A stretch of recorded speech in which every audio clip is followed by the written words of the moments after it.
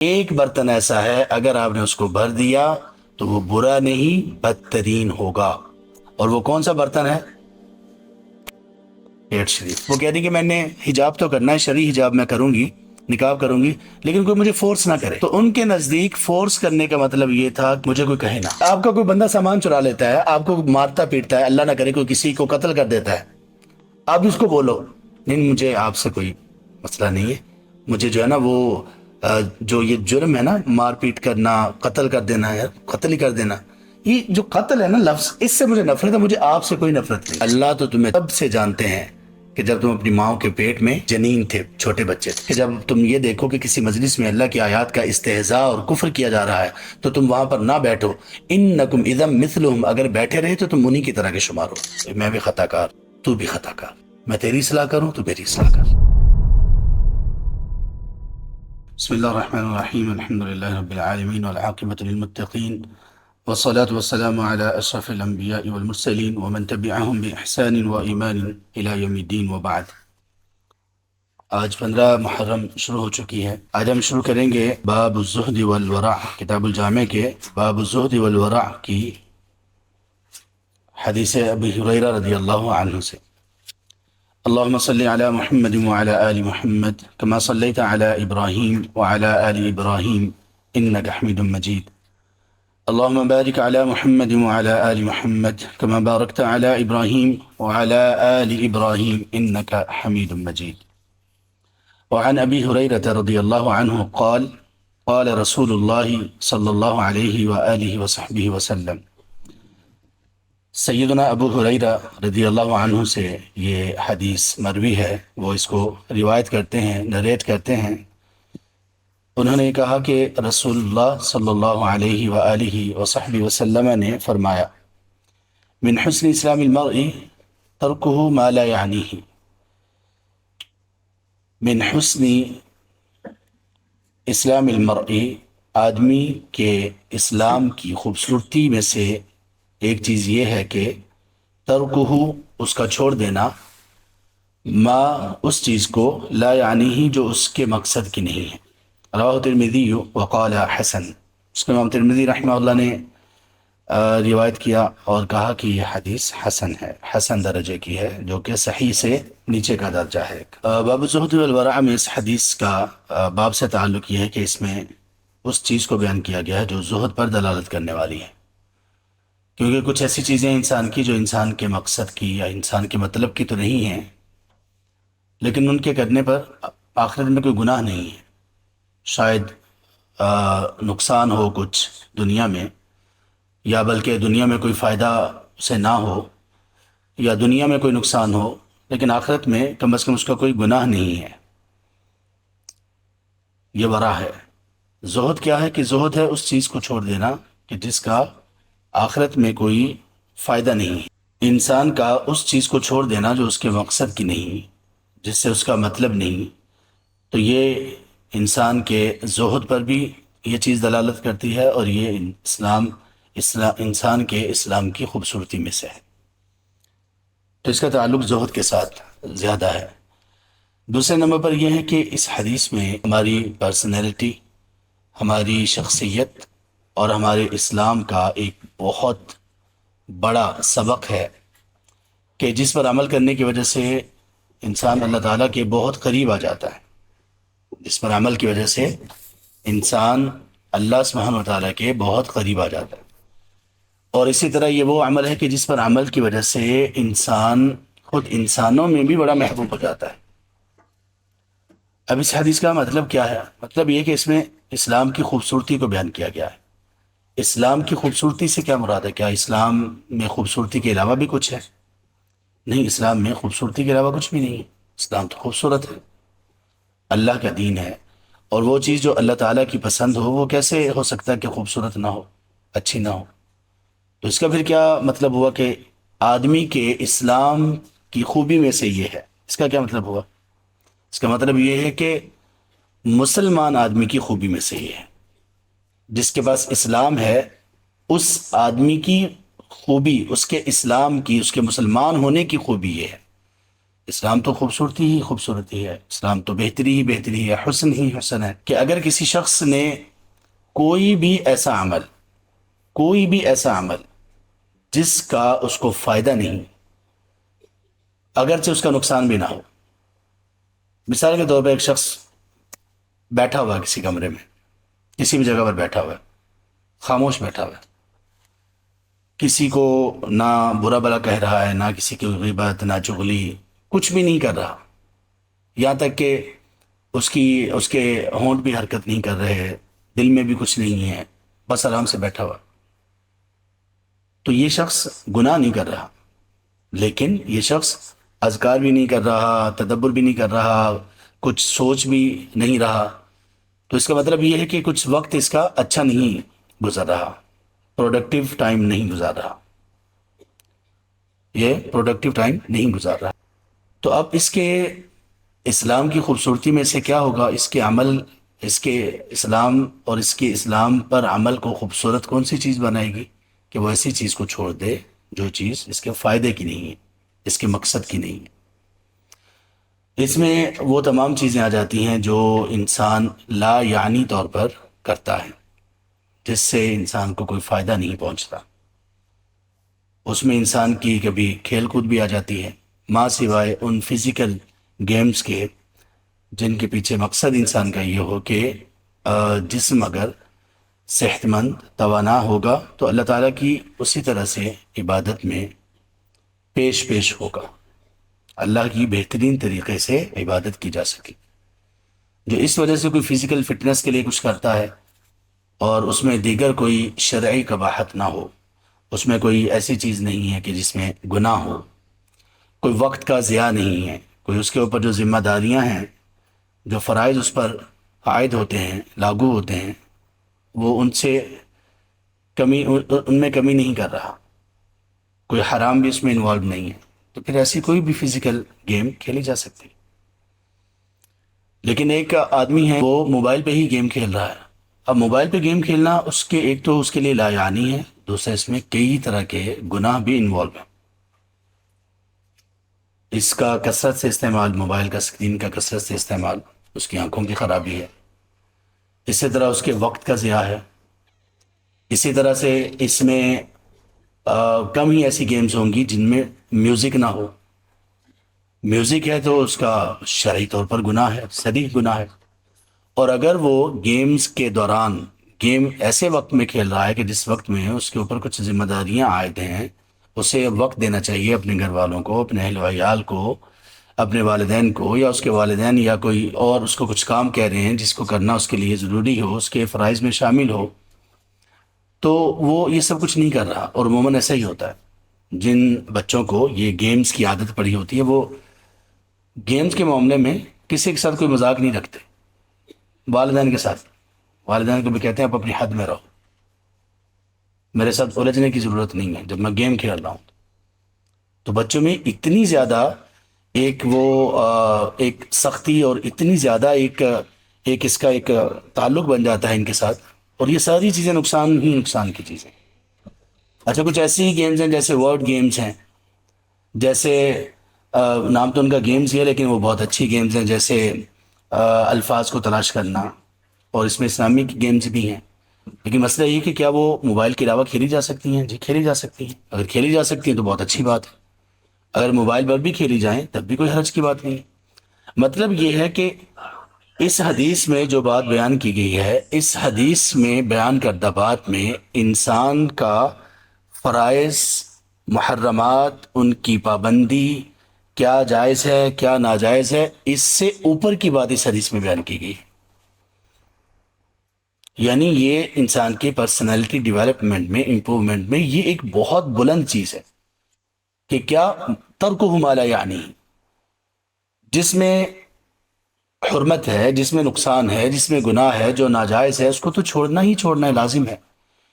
ایک ایسی چیز کہ جس میں ایسا کچھ بھی نہیں ہے، صرف یہ ہے کہ وہ بندے کے مقصد کی نہیں ہے اور بندے کے فائدے کی نہیں، اس میں کوئی فائدہ نہیں ہو رہا، نہ دنیا کا نہ آخرت کا۔ اس کو ہی کچھ اہل علم نے لغو کی تفسیر میں بیان کیا ہے، وہ جو کہا گیا نا کہ وہ مومن جو فلاح پانے والے ہیں، قد افلح المؤمنون، الذین هم فی صلاتهم خاشعون والذین هم عن اللغو معرضون، وہ مومن کے جو لغو سے، فضول چیزوں سے، بیکار چیزوں سے اعراض کرنے والے ہیں، بچنے والے ہیں۔ تو فضول چیز کیا ہے؟ جس کا نہ دنیا میں کوئی فائدہ ہو نہ آخرت میں کوئی فائدہ۔ یہ کامیاب مومن ہے، کامیاب مومن۔ یہ نا ذرا تھوڑی سی بلند درجے کی باتیں ہیں۔ ہمارے ذہنوں میں بہت ساری چیزیں آ رہی ہوں گی، ممکن ہے ایک یہ آ رہی ہے کہ یار اسلام میں اتنی سختی تو نہیں ہے۔ ہاں واقعی اسلام میں اتنی کیا، تھوڑی بھی سختی نہیں ہے، لیکن اسلام میں اس انسان کی امپرومنٹ پوری کی پوری ہے۔ انسانیت کو ایک بلند درجے پر پہنچانا اور بلند درجے پر فائز کرنا، یہ اسلام کی تعلیمات میں موجود ہے۔ پھر ذہن میں یہ آ سکتا ہے کہ چھوٹے موٹے گناہ تو بندے سے ہو جاتے ہیں، وضو وغیرہ کرنے سے، نماز پڑھنے سے وہ گناہ دھل جاتے ہیں۔ ہاں یہ بات بھی ٹھیک ہے، اس سے بھی انکار نہیں۔ اگر ایسا ہو کہ وہ ایسی غلطی کوتاہی، لغو کیا، ایسی کوئی چیز ہوگی جو گناہ ہے، لغو ہی نہیں گناہ ہے، تو اگر وہ چھوٹے گناہ ہیں تو انشاءاللہ وضو سے، اذکار سے، صدقہ خیرات سے، نماز سے وہ دھل جاتے ہیں۔ لیکن اس حدیث میں، اس طرح کی احادیث میں جو تعلیمات دی گئی ہیں وہ اس سے اوپر کی تعلیمات ہیں، وہ اس سے اوپر کی تعلیمات ہیں۔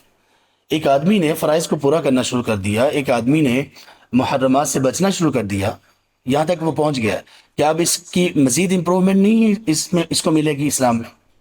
بس یہاں پہ ختم نہیں، آپ کو ایک کے بعد دوسرا مقام، اس سے بلند، اس کے بعد اور اس سے بلند مقام، اسلام آپ کو اس طرح سے گائیڈ کرتا ہے۔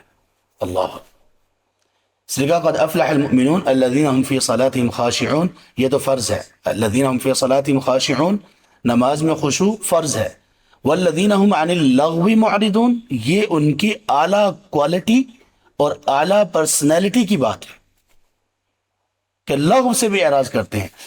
فرض کے ساتھ اس چیز کو ذکر کیا گیا جو کہ اس طرح سے فرض نہیں ہے، وہ کہ جس میں کوئی نقصان، گناہ نہیں ہے، بس یہ ہے کہ فائدہ نہیں ہے۔ ایک طرف فرض کو ساتھ ساتھ قد افلح المؤمنون الذین هم فی صلاتهم خاشعون، یہ تو فرض ہو گیا، والذین هم عن اللغو معرضون، یہ کیا ہے؟ یہی بات اس حدیث میں بیان ہوئی کہ آپ اپنی شخصیت کو بہتر سے بہتر کرتے جاؤ، بہتر سے بہتر کرتے جاؤ۔ ہم جب دنیا کے اعتبار سے ایسا کرتے ہیں کہ اگر کوئی تجارت کریں، اس میں اگر ہمیں اچھا پروفٹ ہو رہا ہو، منافع ہو رہا ہو، تو ہم آگے بڑھنے کی کوشش کرتے ہیں۔ اپنے جسم و جان کے اعتبار سے کچھ اگر ہم ایسا استعمال کر رہے ہوں، کوئی ایسی خوراک جو بہتر ہو، تو ہم اس میں بھی آگے بڑھنے کی کوشش کرتے ہیں۔ ہاں، ہمارے جسمانی خوبصورتی کے اعتبار سے اگر ہم کچھ ایسا استعمال کر رہے ہیں، ہماری بہنیں کچھ ایسا استعمال کر رہی ہیں، کریم وغیرہ کچھ جو بھی چیزیں اپنی خوبصورتی کے لیے، اگر وہ افیکٹو ہیں، اگر وہ مفید ہیں، بینیفیشل ہیں، ان کو دیکھ کر فائدہ ہو رہا ہے، تو وہ اس سے زیادہ بہتر کرنے کی کوشش کرتے ہیں۔ تو اسلام میں ایسا کیوں نہیں؟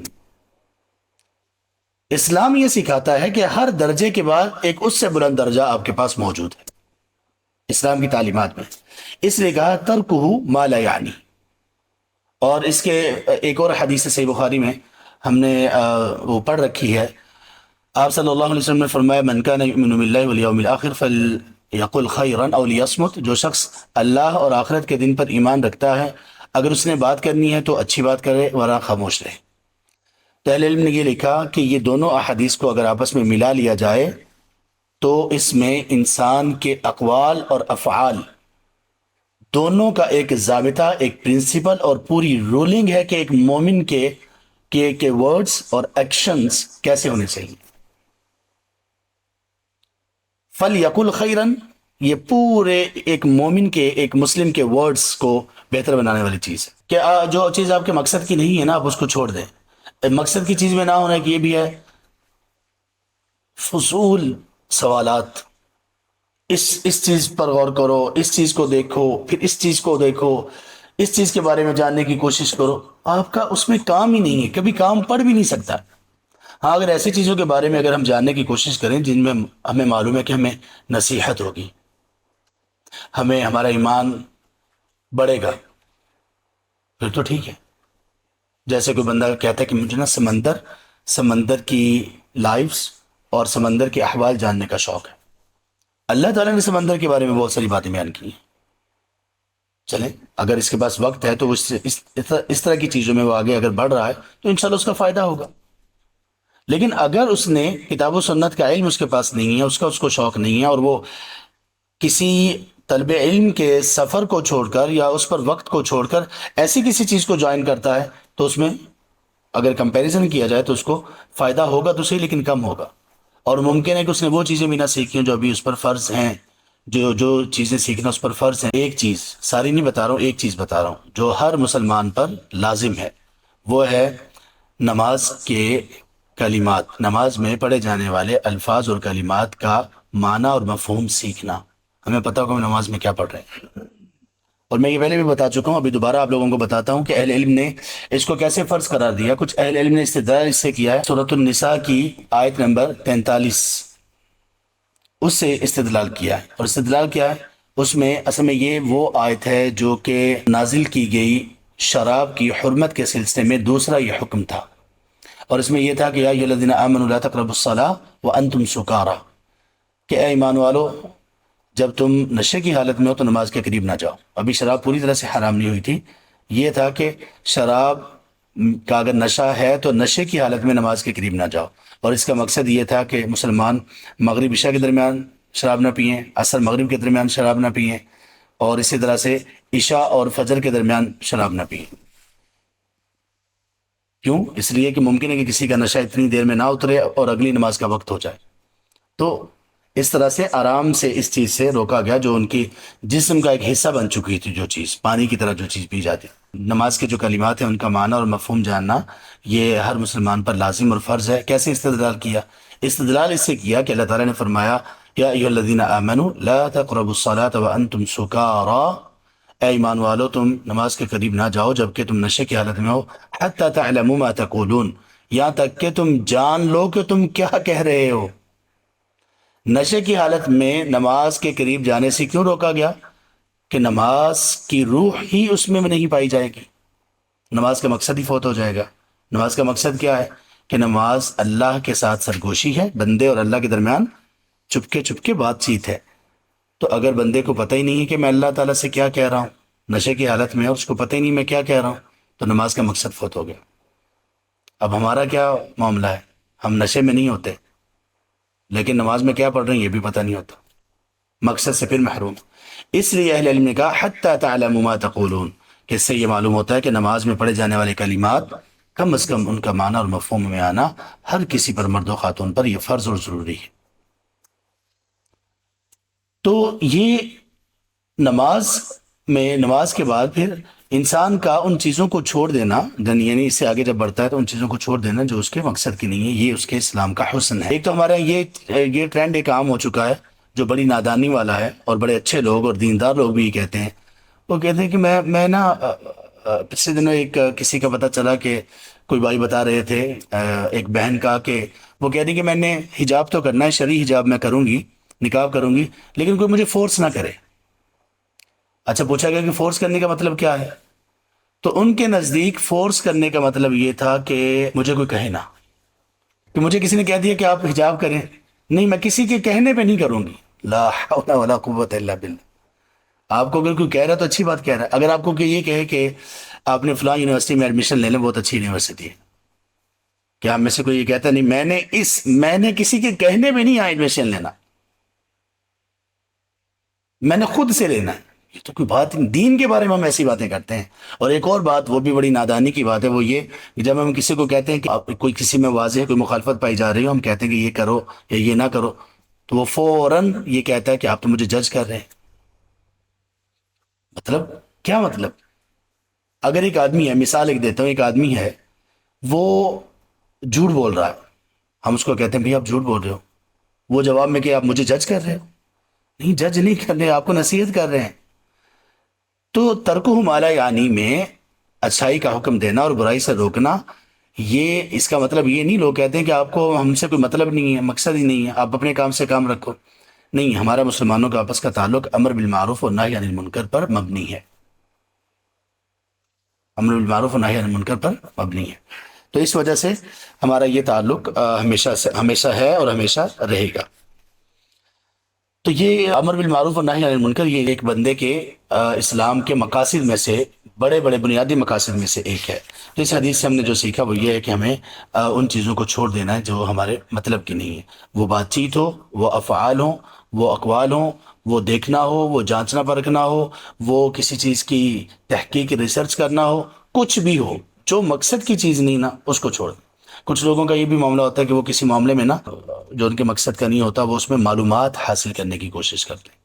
تو یہ جو معلومات ہوتی ہیں نا، کبھی کبھی یہ معلومات بوجھ ہوتی ہیں، معلومات بوجھ ہوتی ہیں، اور خاص طور پر جو معلومات کسی ملک کی سلامتی یا کسی گھر کے خاص رازوں کے متعلق ہو، تو اس ایسی معلومات کے بارے میں جو تجربہ کار اور خبیر شخص ہیں وہ یہ کہتے ہیں کہ یہ بوجھ ہیں اور یہ نازک چیزیں ہوتی ہیں، ان کو اپنے پاس رکھیں ہی نہ، کبھی بھی نقصان ہو سکتا ہے آپ کا بھی اور دوسروں کا بھی۔ کیسے نقصان ہو سکتا ہے کہ ممکن ہے کہ وہ کوئی بندہ آپ سے وہ کوئی معلومات لے لے، تو اس لیے یہ بات بتائی اور سکھائی جاتی ہے کہ کوئی زائد ایسی معلومات اپنے پاس رکھیں ہی نہ۔ اور یہ سب چیزیں اسلام اور اسلام کے علم کے بارے میں نہیں ہیں، یہ عام چیزوں کے بارے میں، لوگوں کے راز، ملک کی سلامتی کے راز، اس طرح کی چیزیں، تو ان کو آؤٹ نہیں کرنا چاہیے۔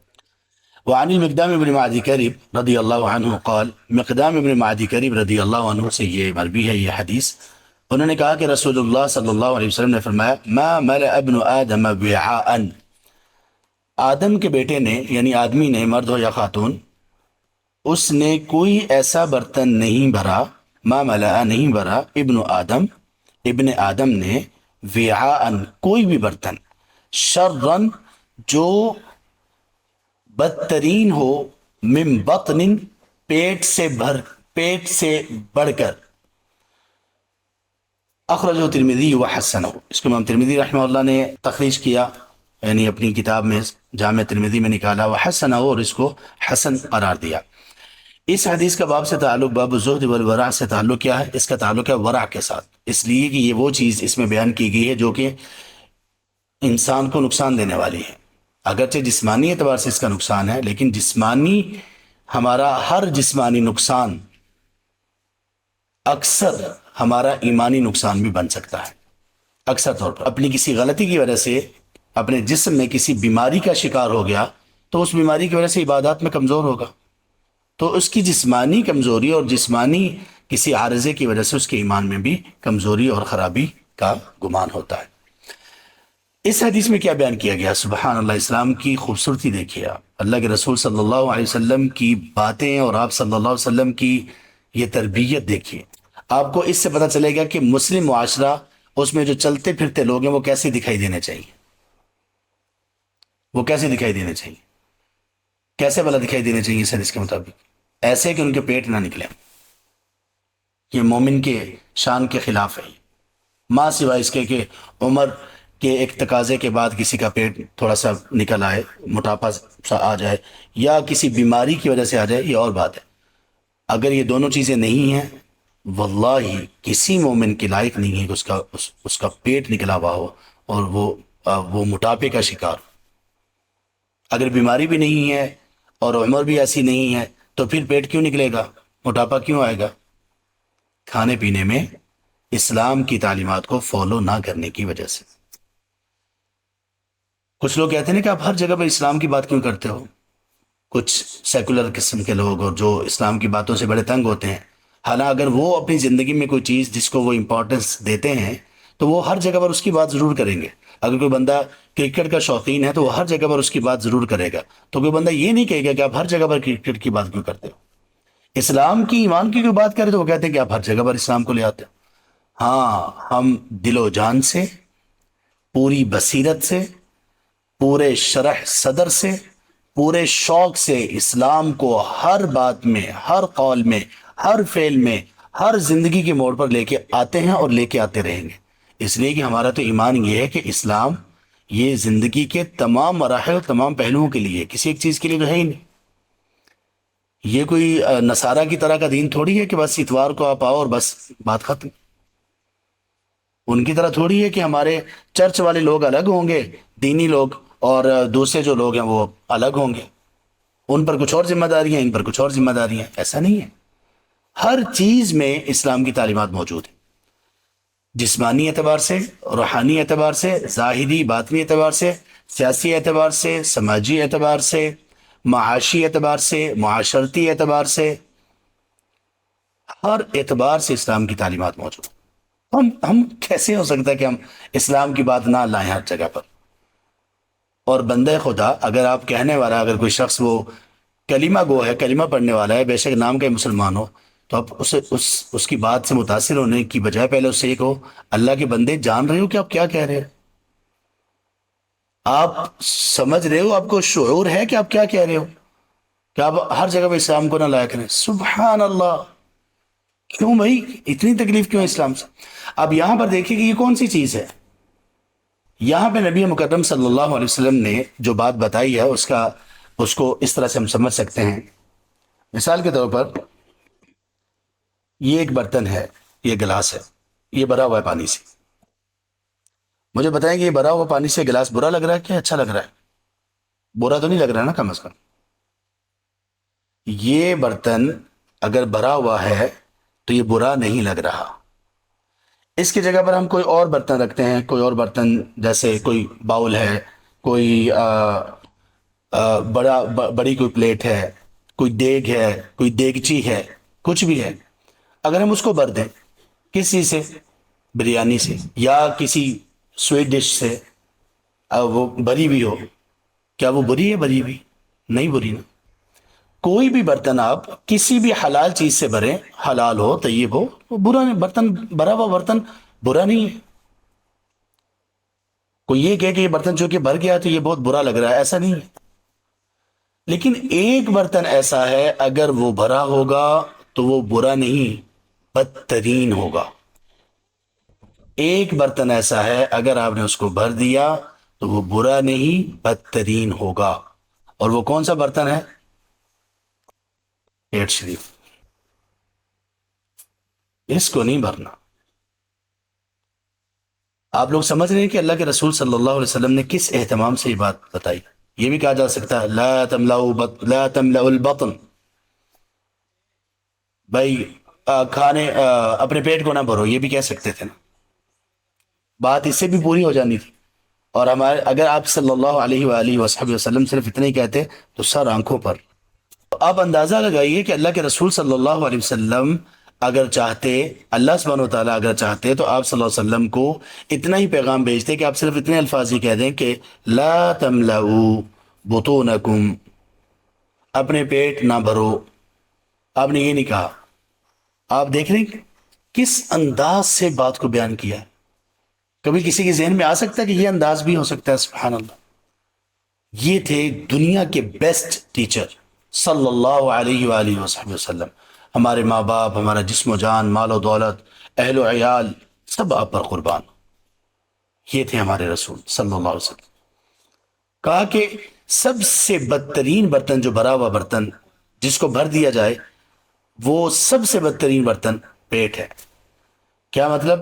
ہم نے پیٹ کو بھرنا نہیں ہے، کھانے پینے سے پیٹ کو بھرنا نہیں ہے، تو پھر کیا کرنا ہے؟ خالی رکھ کے کھانا ہے۔ صرف یہ ایک چیز ایسی ہے، اگر لوگ اس پر عمل کر لیں، یہ حدیث ہے اور ایک آیت ہے سورہ اعراف کی، وہ آیت نمبر غالباً 31 ہے، 33 ہے، کچھ اس کے قریب قریب ہے۔ اس میں اللہ تعالیٰ نے فرمایا کلوا واشربوا ولا تسرفوا، کھاؤ پیو لیکن زیادتی مت کرو، اسراف نہ کرو۔ یہ آیت، اس کی شرح میں کچھ مفسرین نے ذکر کیا، اس کی تفسیر میں کچھ مفسرین نے ذکر کیا، اور اس حدیث کی شرح میں کچھ شارحین نے ذکر کیا کہ کچھ اطباء نے کہا اگر لوگ صرف اس ایک بات پر عمل کر لیں تو حکیموں کی، طبیبوں کی اور ڈاکٹرز کی دکانیں بند ہو جائیں۔ صرف اس ایک بات پر عمل کر لیں، کلو واشربو ولا تسرفو۔ اور یہ ما ملأ ابن آدم وعاء شر من بطن، کہ پیٹ بھر کر کھانا نہیں کھانا، کھانا کھاؤ جو مرضی کھاؤ، جتنی دفعہ مرضی کھاؤ، لیکن پیٹ بھر کر نہیں کھانا۔ اب جتنی دفعہ مرضی کھاؤ اس کا مطلب یہ نہیں کہ اس میں گیپ بہت تھوڑا ہو، گیپ بہت تھوڑا ہوگا تو پیٹ پھر بھر جائے گا۔ انسان کی غذائی ضروریات سے متعلق جو بات کرتے ہیں وہ کہتے ہیں کہ ہر دو کھانے کے درمیان میں 6 گھنٹے کا فرق ہونا چاہیے، 6 گھنٹے کا وقفہ ہونا چاہیے، اس میں پوری طرح سے کھانا انسان کے جسم کا قریب قریب حصہ بن جاتا ہے یا ہضم ہو جاتا ہے، اس کے بعد پھر انسان کچھ کھا۔ اب کوئی شخص دن میں 3 مرتبہ کھانا چاہتا ہے، 2 مرتبہ کھانا چاہتا ہے، کوئی بات نہیں، لیکن بھوک رکھ کر کھائے، یعنی پیٹ کو تھوڑا خالی چھوڑنا ہے۔ وہ جو تھوڑا خالی چھوڑنا ہے اس کو نبی صلی اللہ علیہ وسلم نے اسی حدیث میں، جو پوری حدیث ہے، آپ نے فرمایا اگر کسی نے کھانا ہی کھانا ہے، ضروری کھانا، زیادہ کھانا چاہتا ہے، تو پھر وہ 3 حصے کرے، ایک کھانے کے لیے، ایک پینے کے لیے، اور ایک سانس کے لیے۔ اور سانس کے لیے کا مطلب ہے کہ وہ خالی ہو، پیٹ بھرا ہو تو سانس آدمی کو لیا جاتا ہے کہ نہیں لیا جاتا؟ جو پیٹ بھر کر کھانے والے وہ کہتے ہیں کہ جو اللہ نے سانسیں لکھی ہیں نا، جتنا مرضی پیٹ بھر لو وہ آ کے رہنی ہے۔ استدلال تو ان کا بھی ٹھیک ہے، بات تو بڑی پتہ کی انہوں نے۔ ہاں لیکن وہ جو سانسیں ہیں نا، اس طرح کی سانسیں اللہ نہیں چاہتے کہ تم اس طرح کی سانسیں لو۔ سانس تو آئے گی لیکن اللہ نہیں چاہتے کہ اس طرح کی سانسیں لو۔ اور یہ ایک محاورے کے طور پر بھی بیان کیا جاتا ہے، آدمی کہتا ہے نا یار میں نے اتنا کھایا کہ اب تو سانس ہی نہیں نکل رہا، تو یہ سانس کے لیے جگہ چھوڑنے کا مطلب یہ ہے کہ تم لوگ پیٹ کو اتنا خالی رکھو، یعنی پیٹ کو بھرنا نہیں ہے، اگر بھرو گے تو یہ بدترین برتن ہے۔ یہ برتن اچھا کیسے ہوگا کہ اس کو اگر بھرنا چاہتے ہو تو بھرو بھرو بھرو بھرو، 3 حصے اس کے بناؤ، 2 حصے بھر جائیں، ایک حصہ خالی چھوڑ دو، تو یہ برتن بڑا صاف شفاف رہے گا، اور یہ برتن صاف شفاف رہے گا تو پورا جسم انشاءاللہ بہت اچھا رہے گا۔ تو اس حدیث میں یہ بات اللہ کے رسول صلی اللہ علیہ وسلم نے ہمیں سکھائی ہے، اور اس سے یہ پتہ چلا کہ کیسے سبحان اللہ اسلام کی تعلیمات پوری انسانیت کے لیے مفید ہیں۔ اب یہ جو بات ہے یہ صرف مسلمانوں کے لیے تو نہیں ہے، جو بھی اس پر عمل کرے گا وہ ہمیشہ اس میں بہت ساری خیر ہی پائے گا۔ وعن انس بن مالک رضی اللہ عنہ قال قال رسول اللہ صلی اللہ علیہ وسلم، انس بن مالک رضی اللہ عنہ کہتے ہیں کہ رسول اللہ صلی اللہ علیہ وآلہ وصحبہ وسلم نے ارشاد فرمایا، کل بنی آدم خطاء، آدم کی تمام اولاد، مرد و خواتین، سب چھوٹے بڑے، علماء، وہ لوگ جو پڑھے لکھے نہیں ہیں، ان پڑھ، سب لوگ بڑے خطا کار ہیں۔ بڑے خطا کار کا کیا مطلب؟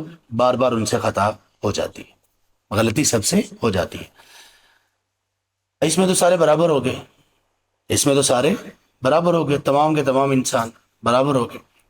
انبیاء علیہ السلام کو اللہ تعالیٰ نے معصوم رکھا ہے، ان سے کبھی کوئی ایسی چیز سرزد ہوئی جو ان کے مقام نبوت کے مناسب نہیں تھی، اللہ تعالیٰ نے فوراً اس کی اصلاح کر دی۔ وہ معصوم ہیں، دین کے معاملے میں کسی بھی غلطی سے وہ معصوم ہے، معصوم عن الخطا ہے۔ ان کے بعد اللہ تعالیٰ نے اس بات سے انکار کر دیا کہ کوئی اور معصوم عن الخطا ہو، کوئی بھی ہو، وہ صحابی ہو، وہ تابعی ہو، تبع تابعی ہو، وہ انبیاء کے گھرانے ہوں، اہل بیت ہوں، کوئی بھی ہو، سب سے خطا ہو سکتی ہے۔ یہ قرآن کی تعلیمات ہیں، یہ حدیث کی تعلیمات ہیں، اور یہ اہل سنہ والجماعہ کا عقیدہ ہے۔ اس لیے کہ یہ جو انبیاء اور دوسرے لوگوں کے درمیان جو فرق ہیں، ان میں سے یہ ایک بنیادی فرق ہے کہ انبیاء معصوم عن الخطا ہیں، امتی معصوم عن الخطا نہیں ہو سکتے۔ تو کہا کہ آدم کی تمام اولاد، یہ نہیں کہا کہ خاطئ، کل بنی آدم خاطئ، یہ نہیں کہا کہ ہر آدم کی تمام اولاد وہ خطا کار ہے، بلکہ کہا خطاء۔ خاطئ اور خطاء میں فرق یہ ہے، خاطئ کا مطلب ہوتا ہے جس سے کبھی غلطی ہو جائے، کبھی ہو جائے، کبھی ہوگی غلطی، ایک دفعہ ہو گئی، 2 دفعہ ہو گئی۔ خطاء کا مطلب کئی مرتبہ، یعنی ہم سب بہت گناہ گار ہیں۔ ہاں خطائیں جو ہیں ہماری وہ مختلف ہو سکتی ہیں۔ کسی نے بڑی اچھی بات کہی، لوگوں کی خطاؤں کی بنیاد پر ان سے صرف اس وجہ سے ان کو برا بلا نہ کہو کہ ان کی خطائیں آپ سے مختلف ہیں، خطا کار تو آپ بھی ہو، بس ان کو برا بلا کہہ رہے کہ ان کی خطائیں مختلف ہیں۔ اصلاح کرو، نہی عن المنکر کرو، یہ سب چیزیں اپنی جگہ پر، لیکن آپ اپنی گریبان میں تو نظر دوڑاؤ نا کہ آپ کتنے اچھے ہو، کتنے پاک ہو۔ اللہ تعالیٰ نے قرآن کریم میں فرمایا فلا تزکوا انفسکم، اپنے آپ کو اتنا پاک بنا کے پیش نہ کرو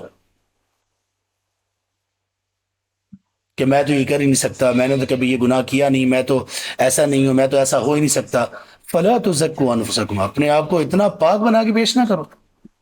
لا حول ولا قوة الا بالله۔ پھر اللہ نے فرمایا هو اعلم بكم اذ انتم اجنة في بطون امهاتكم، اللہ تو تمہیں تب سے جانتے ہیں کہ جب تم اپنی ماؤں کے پیٹ میں جنین تھے، چھوٹے بچے تھے، ڈیویلپنگ مراحل میں تھے، تب سے اللہ تمہیں جانتے ہیں. مطلب اس سے بھی پہلے سے اللہ تعالیٰ جانتے ہیں. ظاہر اللہ تعالیٰ نے روح کو پیدا کیا سب، لیکن اس کا مطلب کیا ہے کہ اللہ کو تمہاری رگ رگ کا پتہ ہے. جب تمہاری رگ رگ بنائی جا رہی تھی اللہ تمہیں تب سے جانتے ہیں. تو اپنے آپ کو اتنا پاکیزہ شو کرنے کی کوشش نہ کرو. تو کہا کہ آدم کی تمام اولاد خطا کار تو ہے. اب اس بات کو بیان کرنے کی وجہ سے ہمیں کیا ہونا چاہیے کہ ہر خطا کار کے لیے ایک سافٹ کارنر ہمارے دل میں ہونا چاہیے، ہر خطا کار کے لیے. ہاں، اس خطا کار اور اس کی خطا دونوں سے نفرت ہونا یہ ایمان کا ایک حصہ ہے. لوگ کہتے ہیں نا نہیں آپ جرم سے نفرت کرو مجرم سے نہیں. جتنی یہ فضول بات ہے کوئی بھی نہیں ہے. کہ جرم الگ کوئی اس کی کچھ کوئی وجود ہے.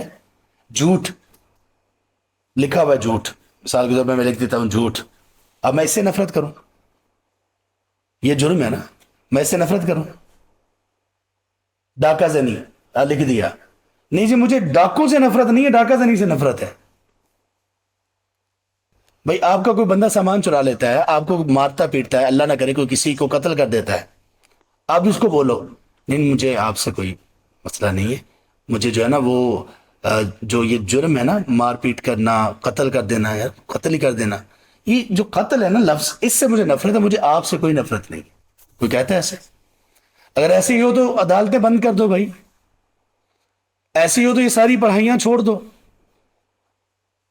یہ تو ختم ہو گیا، جزا و سزا کا سارا دھڑن تختہ ہو جاتا ہے اس کی وجہ سے کہ مجرم سے نفرت نہیں ہے، جرم سے نفرت ہے. جرم اکیلی کوئی چیز ہی نہیں ہے. لیکن اس حدیث میں کیا ہے، یہ دونوں الگ الگ چیزیں سمجھ لیجئے کہ جو بندہ جتنا گناہ گار ہو اس کے لیے ہمارے دل میں ایک سافٹ کارنر ہونا چاہیے کہ ہم نے اس کی اصلاح کرنی ہے، یہ ہماری ذمہ داری. لیکن جس طرح نیکی سے ہمیں محبت ہے اور نیکوکاروں سے ہمیں محبت ہے، اللہم انی اسألک حبک و حب من یحبک، اسی طرح ہمیں گناہ سے نفرت ہے، گناہ گاروں سے نفرت ہے. اور گناہ سے نفرت کا مطلب یہ ہے کہ جب گناہ گار اس کو کرے گا تو گناہ گار سے بھی ہمیں اس اعتبار سے ایک تھوڑی دوری اس سے ہونی چاہیے. اللہ تعالیٰ نے ارشاد فرمایا سورہ النساء میں آیت نمبر 140 میں، وَقَدْ نَزَّلَ عَلَيْكُمْ فِي الْكِتَابِ أَنْ إِذَا سَمِعْتُمْ آيَاتِ اللَّهِ يُكْفَرُ بِهَا وَيُسْتَهْزَأُ بِهَا فَلَا تَقْعُدُوا مَعَهُمْ، کہ جب تم یہ دیکھو کہ کسی مجلس میں اللہ کی آیات کا استہزاء اور کفر کیا جا رہا ہے تو تم وہاں پر نہ بیٹھو. إِنَّكُمْ إِذًا مِثْلُهُمْ، اگر بیٹھے رہے تو تم انہی کی طرح کے شمار ہو. کیسے ہو سکتا ہے کہ نہیں جی مجھے مجرم سے نفرت نہیں ہے، گناہ سے نفرت ہے، گناہ گار سے نفرت نہیں؟ نہیں، ایسا نہیں ہے. تو یہ یہاں پہ جو ہے نا، جب اللہ نے یہ کہا، اللہ کے رسول صلی اللہ علیہ وسلم نے یہ کہا کہ سارے خطا کار ہیں، تو اس کا مطلب کیا ہوا؟ میں بھی خطا کار، تو بھی خطا کار، میں تیری اصلاح کروں تو میری اصلاح کر. اور جو زیادہ خطاؤں میں ڈوبا ہوا ہو اور جو دوسرا شخص ہے جس کو اللہ نے علم سے نواز رکھا ہے، وہ اتنا ہی زیادہ اس کی ہدایت کی فکر بھی کرے اور اس کو اسلام کے طریقے کے مطابق، جہاں تک اسلام نے کہا ہے، جہاں تک اسلام نے گائیڈ کیا ہے، اس کے مطابق اس کو گائیڈ کرنے کی بھی کوشش کرے. یہ نہیں ہونا چاہیے کہ آپ نے کسی کی اصلاح کی کوشش ہی نہیں کی، پہلے ہی اس کے گناہوں کی وجہ سے آپ نے اس کے اوپر فتوی شفتوی لگا کے اس کو فارغ کر دیا. یہ ٹھیک نہیں ہے. اس اعتبار سے سافٹ کارنر ہونا چاہیے کہ ہم میں سے ہر بندہ ہی گناہ گار اور خطا کار ہے. وخیر الخطائین التوابون، اور سب سے بہترین خطا کرنے والے کون سے ہیں؟ گناہ گار بھی اور بہترین بھی. یہ اللہ کی رحمت ہے، یہ اس مالک کی رحمت ہے، گناہ گار بھی اور بہترین. امام ابن القیم رحمہ اللہ نے فوائد میں کچھ باتیں لکھی ہیں اسی متعلق کہ آدم علیہ السلام کو جو زمین پر بھیجا جا رہا تھا، اللہ کے ہر فیصلے میں بڑی حکمت ہوتی ہے. تو ان کی زمین پر تنزلی، اس میں کتنی بلندیاں تھیں اس وقت کسی کو معلوم نہیں تھا. زمین پر ان کا نزول ہو رہا ہے، ایک بلندی سے پستی کی طرف آ رہے ہیں، لیکن اس پستی اور اس نزول کے بعد کتنی بلندیاں ملنے والی ہیں. انی جاعل فی الارض خلیفہ الا ان اولیاء اللہ لا خوف علیہم ولا هم یحزنون. اللہ تعالیٰ آسمان دنیا پر آ کر ہر روز تہجد کے وقت یہ بات کہتے ہیں، کون ہے جو مجھ سے سوال کرے میں اس کو عطا کروں، من یستغفرنی اغفر لہ، کون ہے جو مجھ سے استغفار کرے، مغفرت مانگے، میں اس کو معاف کر دوں. انبیاء اور رسول اللہ تعالیٰ نے میں بنائے. انسان کی معراج، انسان کی بلندی وہ عطا کی. رشتے ناتے بنائے، حقوق فرائض بنائے، ذمہ داریاں بنائیں، بلندیاں عطا کی مختلف لوگوں کو مختلف پر، ماں بنائی، والد کا رشتہ قائم کیا، اولاد اللہ تعالیٰ نے دی، بہن بھائی دیے، یہ پوری زمین، اور اس کے بعد پھر ایک ایک عمل پر اتنا بڑا بڑا اجر. اللہ کی حکمت ہے اس میں. اس لیے کہا وہ خیر الخطائین، کہ گناہ سے تم سے ہوگا، خطا تو تم سے ہوگی. اور خطا جو ہے نا، خطا کا معنی، خطا میں صغیرہ گناہ بھی آتے ہیں، کبیرہ گناہ بھی آتے ہیں. کا خیر الخطائین، گناہ گاروں میں سے سب سے بہترین گناہ گار کون سے ہیں؟ التوابون، جو بہت توبہ کرنے والے ہیں. ایک حدیث میں اللہ کے رسول صلی اللہ علیہ وسلم نے ارشاد فرمایا، لو لم تذنبوا، اگر تم گناہ نہیں کرو گے، لذهب اللہ بکم، اللہ تمہیں لے جائیں گے، وَلَجَاءَ بِقَوْمٍ، اور ایسی قوم لے کر آئیں گے، یذنبون ویستغفرون، جو گناہ کریں گے اور استغفار کریں گے، اور پھر اللہ ان کو معاف کر دیں گے. لوگوں نے یہ سمجھا کہ شاید اس میں گناہ کرنے کی فضیلت ہے. لوگوں نے حدیث سے یہ سمجھا کہ شاید یہ گناہ کرنے کی ترغیب ہے. اور اللہ کے بندہ، نہیں، گناہ کی ترغیب نہیں ہے، یہ استغفار کی ترغیب ہے. نبی صلی اللہ علیہ وسلم سجدے میں کیا پڑھا کرتے تھے کثرت سے، خاص طور پر اپنی زندگی کے آخری دنوں میں، آخری سالوں میں، جب کہ سورہ النصر نازل ہوئی، فسبح بحمد ربک واستغفر، آپ اس حکم کے مطابق رکوع اور سجدے میں زیادہ پڑھا کرتے تھے، سبحانک اللہم ربنا وبحمدک اللہم اغفر لی. نماز ختم کرتے تو پڑھتے استغفر اللہ استغفر اللہ استغفر اللہ. دن میں 100 مرتبہ سے زیادہ استغفار کر لیتے. کیوں؟ آپ صلی اللہ علیہ وسلم کا کیا گناہ تھا؟ التوابون، یہ ایک وصف ہے جس کو اللہ تعالیٰ بہت پسند کرتے ہیں. ہم تو سارے ہی سر تپا گناہوں میں، اللہ تعالیٰ ہم پر رحم کرے، گناہوں میں ملوث ہیں. صبح شامیں کتنے مطلب فرائض میں کوتاہی ہے، حرام سے بچنے میں کوتاہی ہے، اب اپنے فرائض، اپنے رشتوں کو نبھانے میں کوتاہی ہے، وقت کے استعمال میں کوتاہی ہے نا سارا کچھ. اس کے باوجود ہماری توبہ کتنی ہے؟ کچھ بھی نہیں. ہم سمجھ رہے ہیں کہ بس ہم بہت پہنچے ہوئے لوگ ہیں، ہم سے گناہ ہو ہی نہیں سکتا. کہا خیر الخطائین توابون، سب سے بہترین گناہ گار وہ ہیں جو بہت توبہ کرنے والے ہیں. توبہ کرنے والے کون ہوتے ہیں؟ توبہ کی شرائط کیا ہیں؟ کس کی توبہ اللہ تعالیٰ کے ہاں قبول ہے اور کس کی توبہ اللہ کے ہاں قبول نہیں؟ کون لوگ ہیں جو تائبون میں اور توابون میں شامل ہیں، اور کون لوگ ہیں جو یہ کہنے کے باوجود کہ اللہ مجھے معاف کر دے، اور توبہ استغفار کرنے کے باوجود وہ اللہ کے ہاں توابون میں شامل ہی نہیں ہیں. یہ ساری باتیں ہم انشاءاللہ کل کریں گے، اور یہ بہت اہم باتیں ہیں. جو بندہ گناہ گار ہے اس کے لیے یہ بہت اہم ہے. جو بندہ گناہ گار نہیں ہے وہ اس کو اسکپ کر سکتا ہے، اسکپ کر سکتا ہے. تو کل انشاءاللہ ہم اس پر بات کریں گے. آج ہمارا وقت ختم ہو چکا ہے. سوال جو کرنا چاہیں ہم کر لیں. سبحانک اللہم وبحمدک، اشہد ان لا الہ الا انت، استغفرک.